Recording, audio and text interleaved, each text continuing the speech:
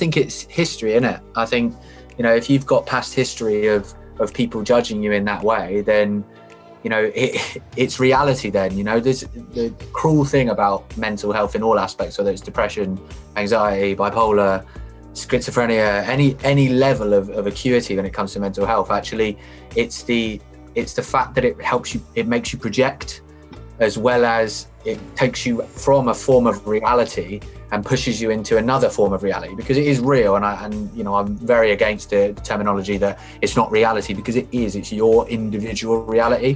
When it comes to mental illnesses or poor mental health, this is what people struggle with. They can't, as a supported person, think, well, how do I make this better? How do we stop you feeling this way as quick as possible? How do we fix it?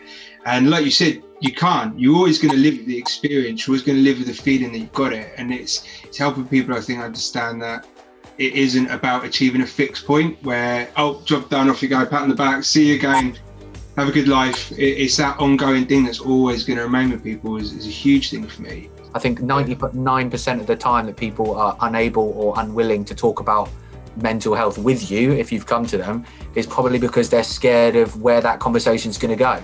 Whether that's vulnerabilities in themselves and scared that actually maybe I feel like that and maybe I'm suffering a little bit, or scared that they don't know the answer.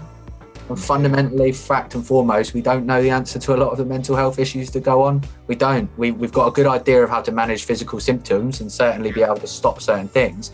But actually the rhyme and reason as to why things happen, the ability to get out of it, the ongoing treatment and when it will end, you know, for a lot of people, we talk about lived experience. That's your lived experience for life. Yeah. You have that now. And, you know, when I was diagnosed with chronic depression, GAD, that's something I've got on my shoulder, you know, and it's about how you reduce the stigma around that conversation. So I think people are reluctant to come forward because of situations, but also it's about not reflecting badly on those people where it is hard. If I went to my parents and said I had a mental health issue, they would not understand it at all. Probably give me a slap round the head, go to your room, don't be stupid, and they will keep it locked off because of their pride. Oh, we don't need to be having kids, we've got mental health issues. No, and it's purely, like Chris has said, it's their stuff, not mine. Purely because they don't understand, they don't want to understand it. So I grew up with a lot of that. So nowadays it's changed. A lot of people are getting an understanding of mental health. So all of us on this Zoom meeting understand about mental health and wouldn't find it being an issue talking to somebody else about mental health. So if someone spoke to me about it, I'll be all over it. Yeah. All over it in a hot second, wouldn't be a problem.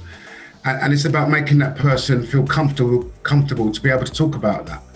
And I wouldn't suffer from anxiety if someone came to me. You'll all recognise this thought. Oh, don't worry about it, would have been my first go. If I was someone came to me and suffering depression, is, oh, why can't you just cheer up? Your life's great.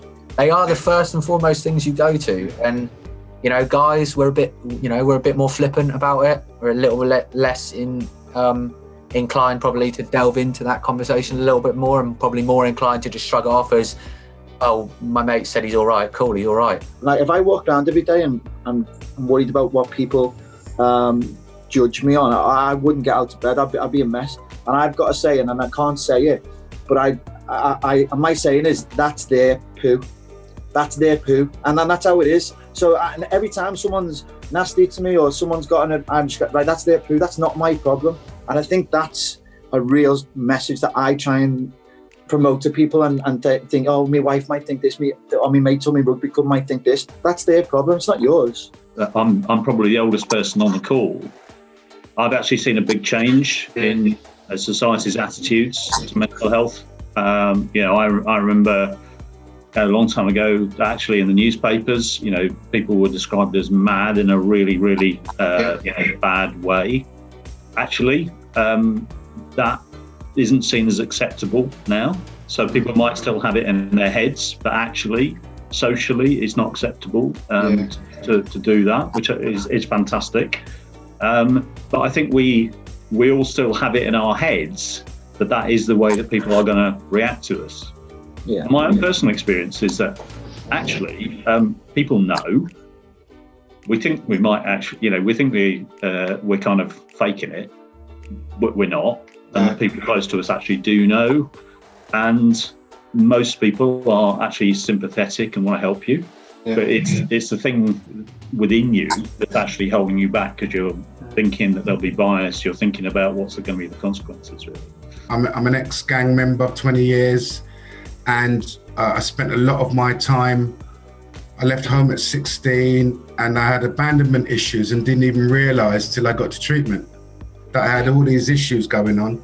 But it was my ego and my bravado, all this stuff that stopped me from going to get support. I'm not mad. Of course I'm not mad. You're the mad one, even thinking that I'm mad. Yeah. When you're in a bad place, then you're not thinking particularly rationally anyway. No. So I think back to when I wasn't very well, and some of the things I did were like, what? But that is just a consequence of, you know, some of the chemicals in your head, or just that is where you are. So being able to reach out to other people who can actually help you think really rationally, actually help you to almost sort of calm things down, is just so important.